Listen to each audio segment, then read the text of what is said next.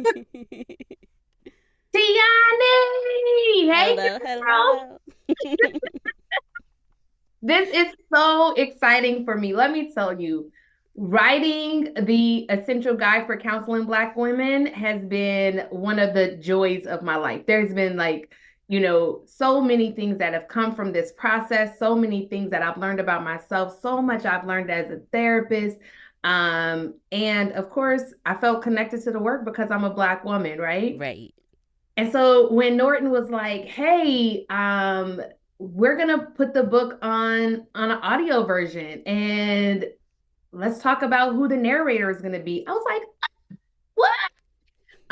And so I had all these thoughts and all these questions, and from the questions that I had, they sent me a list of folks, and your name was on the list. And first off, I connected with your name and just how you spell it, right? It's such a beautiful spelling Thank you. of Tiani. So I love that. I love that. But then I got into, I'm a nerd, so I was like, let me research these narrators. Let me see what's kind of going on. Let me see what work they've done in the past. And lo and behold, sis, you narrated the book for my line sister. I was like, "Who?" My line sister is Veronica Davis, and her book is called Inclusive Transportation. Shout out to her. Yes. As soon as that happened, I was like, oh my goodness, how amazing is this? So I reached out to Veronica and was like, what do you think about Tiani? And she was like, 100%, absolutely, let's do it, let's go forward. And from there, I went back to Norton and was like, I want Tiani, let's rock, let's roll. So thank you so much for narrating my book. Thank you so much for connecting with my baby. Tell me, who are you? How was this process for you? And let's get into some of the other questions. Yes. Thank you so much for having me, of course, for your narrator. I'm Tyanni Mah. I'm a voice actor of about 3 or 4 years. We're going on 4 years in May, actually, of this year.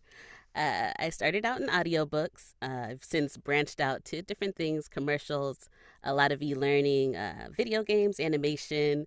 The newest thing is audio description, both writing the scripts and voicing it. So that's been a lot of fun, I will say, for blind and low vision consumers. So shout out to Descriptive Video Works. um, and yes, big shout out to Veronica Davis because her book was amazing. We're actually nominated for a Silvis Award this year. So that award ceremony is coming up in 2 weeks. So we'll see. Yeah, Oh, I love that. it's exciting. Yes. But yeah, you can find me on my website, voicebytiani.com, on my socials at Tyanni Mah. Yeah, that's where you can find me. Yay. Okay, Tiani, thank you. Um, so how did this happen? So what, one day Norton reached out, they were like, Tiani, we got this book. Um, and then what happened? Like tell us, how did that happen? Right. So usually I do get an email from one of the producers on the team. They'll send me a sample saying, "Oh, there's this book that we need a narrator for," or if the writer has picked me out already, they'll be like, "This is the book that's they are interested in having you for." They give me a sample of the book so I could look through it and make sure it's something that I resonate with, that I would be interested in narrating. And then from there, if the writer needs a sample of the audiobook, how it would sound, I go ahead and send that over for them. If not, I say, yes, I'm interested, or no, I'm sorry, I don't have time right now. And we go from there. We set up time frames. When am I available to record? When can I have it by? Because usually you have like a 2 week period to record the book. And then from there, it goes off to edits. And it takes a little bit before they send anything back to you to be like, oh, yeah, we need a pickup or not. For your book, no pickups this time. Yay. So it was a done deal after I sent it off. Yeah. But this is definitely the first time I've gotten to connect to one of the writers. So this was exciting. And you guys actually get confirmation that it's done before we do. Because Pamela had sent me something and I was like, oh, I finish this? Is this closed out? I had to scroll through. Yeah, and then a couple days later I got the all clear. So We did get confirmation, and I was thrilled. Like they told me it was going to take a little bit longer and I wouldn't have the final version until around this time. But because you said, I guess the term is no pickups. Yes. Uh-huh. Because there were no pickups, it went by really quickly. And in fact, I just got confirmation from Norton that I already have the fan page up for the audiobook. I was like, a fan Nice. page? They try to make me famous, child. Me and you about to be famous together, Tiani. Yes. I know that's right. It's great that you talked about them asking for samples. You know, one of the things that was important to me as an author, and for this book in particular, because it is centered on Black women, is that I wanted the narrator to be a Black woman. Right. I wanted her to be someone who understood some of the concepts in the book, who had lived experience around some of these topics.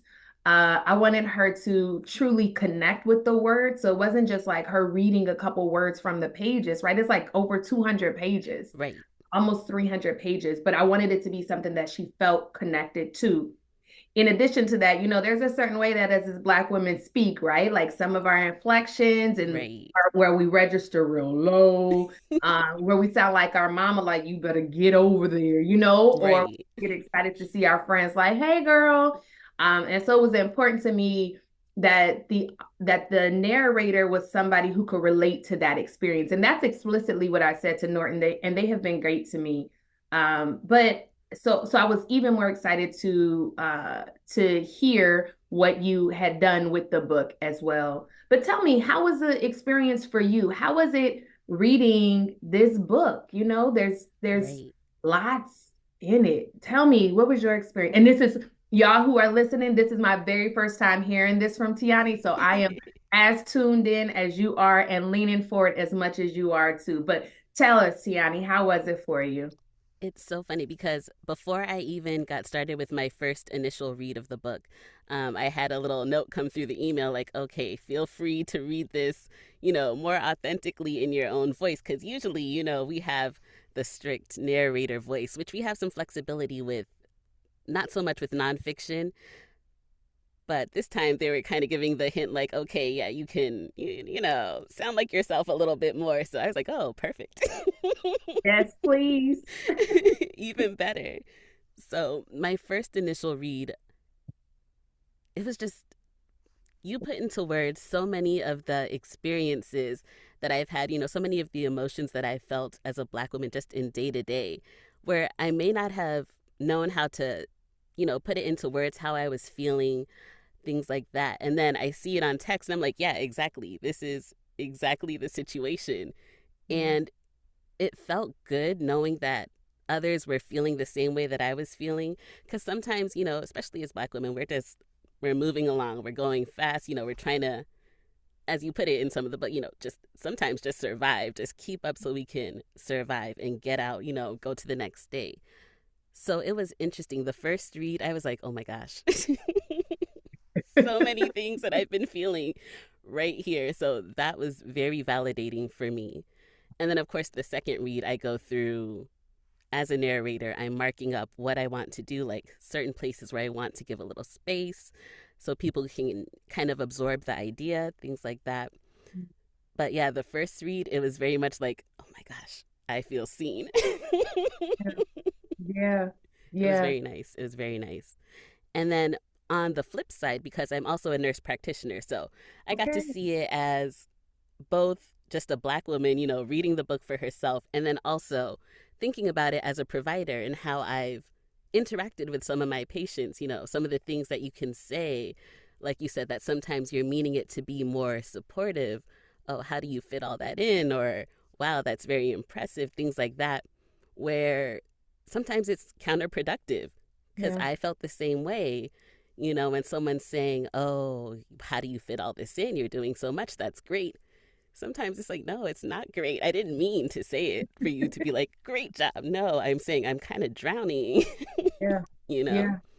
So it was very interesting. I got to see it from different points of view. It was nice. It was nice.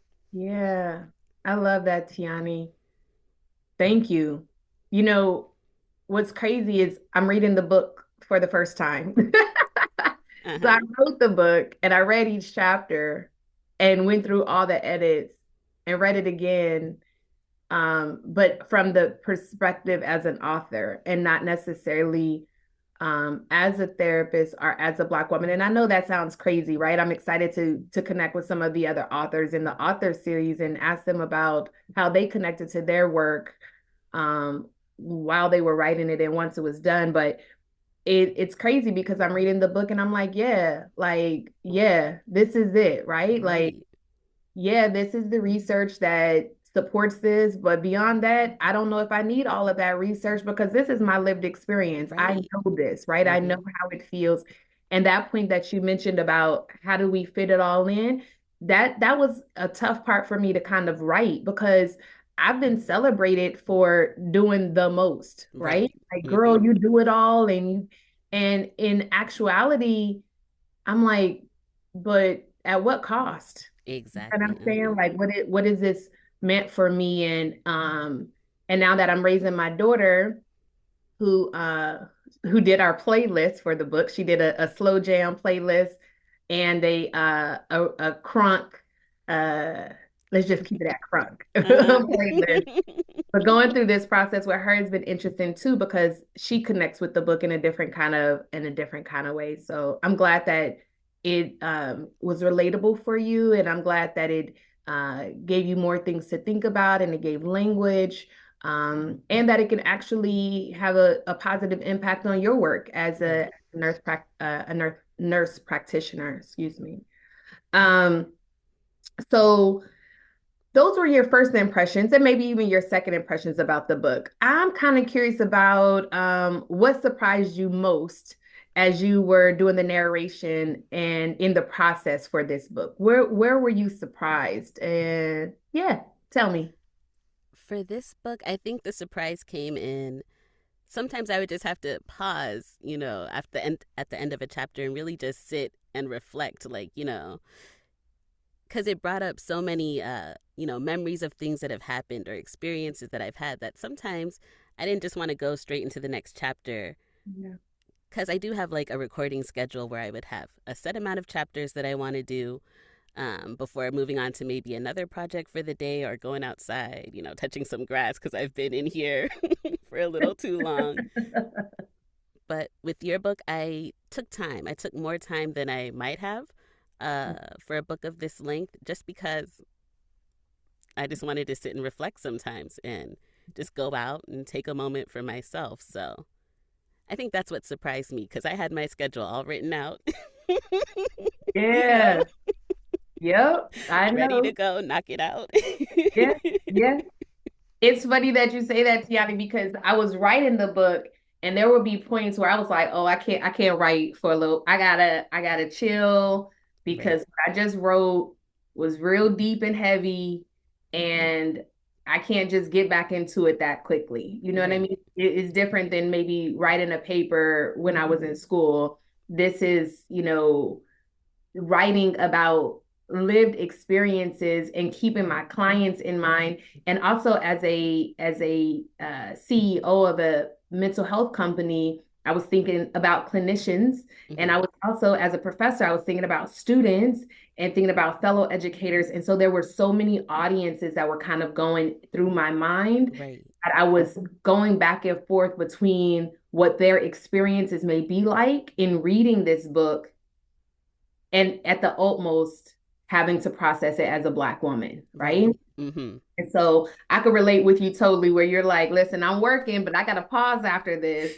Yes, because I was also working and had to pause. And I think that's something important for the folks who are going to be reading the book because this is not a book that you can just open up and get through it real quick, right? yeah, It is I don't want to sound like that because it sounds like egotistical, but is some good stuff in there, right? yes, It's exactly. deep at a lot of points, and it's not a book to be rushed through. What's also kind of cool that I like about the book is that it doesn't necessarily have to be read from beginning to end. Right, And while we're talking to you, it doesn't have to be listened to from beginning to end. right, Some chapters may be most relevant for a client or a clinician or a practitioner in that moment. Breaking cycles in that moment may be more relevant. Excuse me, breaking cycles as a chapter may be more relevant than dealing with the complex emotions of a Black woman, right? Right. And so it's really a matter of where the spirit is guiding us to read and listen to that book. Right. Yeah, absolutely. I love it. I love it. Um, I want to know, how was it reading there were interesting parts of the book while I was writing it. I had the catalyst questions in Mm-hmm. there. I had the therapist tips. I had the client insights. I had the journal prompts. Of those four, which was the most interesting for you to read?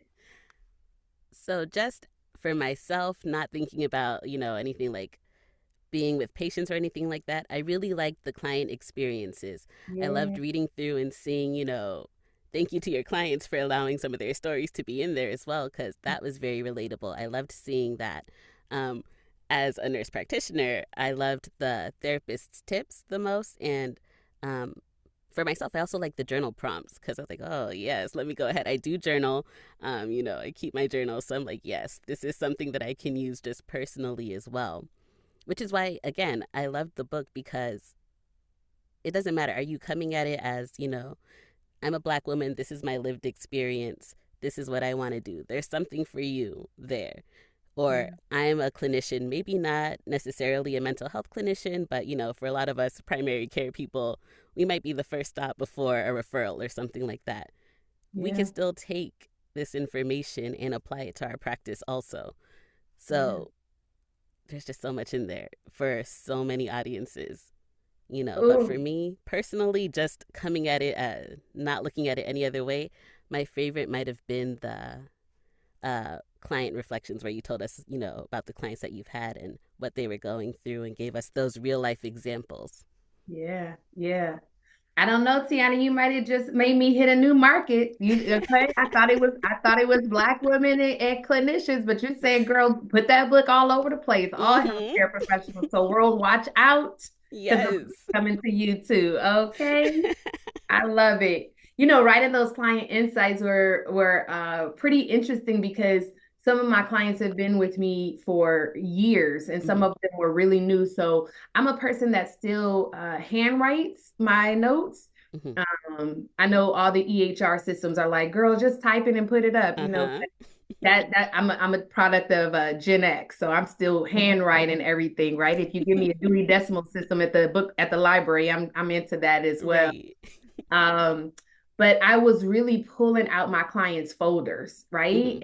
And going through them and sitting and reliving some of those experiences with them through Right. the folders, right? So, um, thinking about their progress over time, thinking about the treatment plan. And because of the way that I write my notes, and this might be helpful for clinicians that are listening in, I write my questions in the margins Mm-hmm. as I'm taking notes for the clients. And so it was easy for me to go back and find which questions I was asking them at different points of time. I know people were like, girl, Yes. you've been a clinician for 20 years. How do you remember what question you wrote? Right. Ethically, I got to keep all these records anyway. But because of the way that I write notes, it was easy for me to go back and find out my questions and the catalyst questions. And because of that, many Black women have themes. While we're not monolithic, we do experience some similarities. And even if I didn't recall the explicit question, I was thinking about another client that may have had a similar type of issue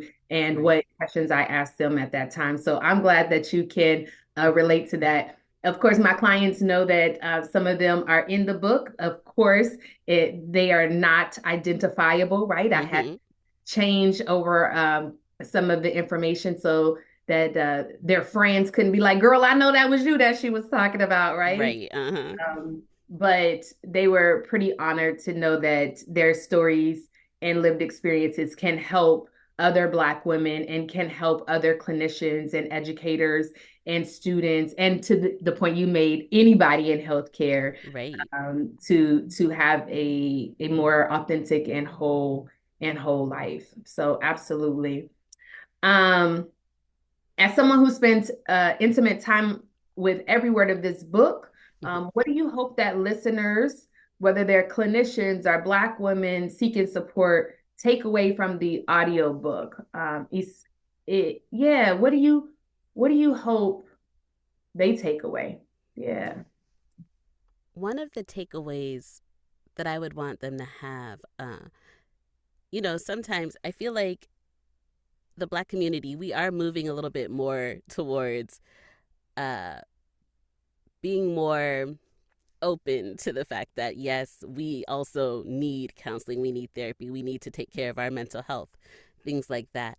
Sometimes, because even me, I've had an experience where my first therapist, you know, we didn't quite connect. She's not understanding where I'm coming from sometimes. I want people to see that there are clinicians that are interested in learning about our lived experiences. They are interested in being able to be clinicians that understand us, that are going to be open to listening to our problems, uh, being open to actually giving us therapy that is, I hate to say useful or, constructive, but that, Yeah. like, helping us along on our journey. There are people who are interested, as we can see, that are going to be picking up this book, that are actually going to be open to learning and open to being able to be better mental health providers for our community. So even if you gave it a shot back in the day and it didn't quite work out, feel free to try it again. Yeah. you know, Yeah. we're Yeah. growing. People are growing with us. People are being open, to exposing themselves to our lived experiences as well, to being the providers that we might need them to be. So if you tried it and it didn't work out, please try it again. Yeah. That's kind of what I want the takeaway to be. Just as, a Black woman picking up the book, not necessarily a provider in healthcare at all. For providers in healthcare, for mental health providers, I want them to know that, yeah, this is true information. Like, the points of view that are being presented, a lot of Black women are going to be like, yes, this is exactly what I'm experiencing. So don't go through it. Don't, double time this and just speed through the book. Actually listen to it and actually take in, write your notes if you need to. However actually learn your learning style, things like that. Go ahead and consume this, take it in. You're probably going to have to listen to it again, different sections. And yeah, it's a very good resource as clinicians as well. Yeah. Yeah. Man, Tiani, there was so much in there. Like, thank you. Thank you. There's a couple things that you said that resonated with me in my experience as a Black woman and also as a therapist. In the book I mentioned, I think it was probably in part one because the book is written in two parts. Mm-hmm. Uh, I mentioned that when a Black woman goes to therapy, if she doesn't have a good experience, she's likely to not go back to therapy again. Right, And there's a community and generational implication of that. So right, if she doesn't go to therapy, she will tell other people just because of the way that we form in community. She'll tell other people, yeah, I tried that therapy, it didn't work, right? right, And then maybe her friends and her sisters don't end up going to therapy because they heard about her experience. If she doesn't go back to therapy, she's likely to tell her children, I don't know about that therapy. You know what exactly. I mean? Pray it away or do something else away Right. about it. Mm-hmm. And that's not always the only answer. Of course, we believe in God and that things could be prayed on, but God created therapists and clinicians and practitioners Right. too, right? Like we're part of the journey when we pray to God and ask for resources and solutions. Exactly. And that's why I took so much care here because I want Black women, like you said, that even if they didn't have a great experience at one point, that they can come back and know that somebody is paying attention and does care about them. I wrote an article a few years ago for Ebony magazine, and it's called How to Pick Your Perfect Therapist. Mm-hmm. And I mentioned that people should interview their therapist, right? When you Right. go to the physician, you don't go to the first one that's available. You go to the one that understands your issue, right? I can't Yes. have a heart issue and try to go over to a podiatrist, right? Like you're not a Exactly. cardiologist. You're not getting what the issue is, like Mm-hmm. I need you to know what my issue is and be able to help me. And so there's power in being able to interview your therapist. And that's especially true for Black women who've been marginalized and who power has been systemically taken away from. and so are systematically taken away from, and now wanting to re-engage in therapy. So I do hope that people pick up that article from Ebony Magazine, and know how to pick their perfect therapist. Hmm. And I love that you said that there's some parts that we're going to have to listen to again and Yes. again and again and again and again. And something may resonate today, and then another piece may resonate next year, right? Right. Another piece Hmm. may resonate in years from now. So I love all that you said here. Yeah. Is there anything else you want to say? I don't think so. I feel like, again, thank you for writing this book, first and foremost, and thank you for having me as your narrator. But yeah, just, it's a great resource. It really is. Okay, thank you, Tiami. Thank you. Wait, before we leave, we got to tell people, how do they find you? Like, Yes. what's your deeds, right? Like, how do they get the info? Because I know somebody is listening right now, like, you know what? Tiani would be the perfect narrator for my book. Or you know what? Tiani would be the perfect person for this project that I'm working on. So tell the folks, how do they get Right. in contact with you? Yes, you can find me on my website, Voice by Tyanni. That's same as my name, TYANNI.com. On there, you can send me an email. My email's listed there, or just click the email icon. I also have a contact form. If you're more active on socials, you can find me on X at Tyanni Mah, and on Instagram at Tyanni Mah VA. Other than that, you can find me on Discord if that's more your deal. I know Discord is big nowadays, so I do have that as well at Tyanni Mah. Yeah, feel free to contact me. I'll get in touch with you within at least 24 hours and tell me a little bit about the project, and we can go from there. Yay! I love it, Tiani. I am so grateful for you. And for those of Thank you all you. are listening, I mean, you see the name of the book, right? It's the Essential Guide for Counseling Black Women.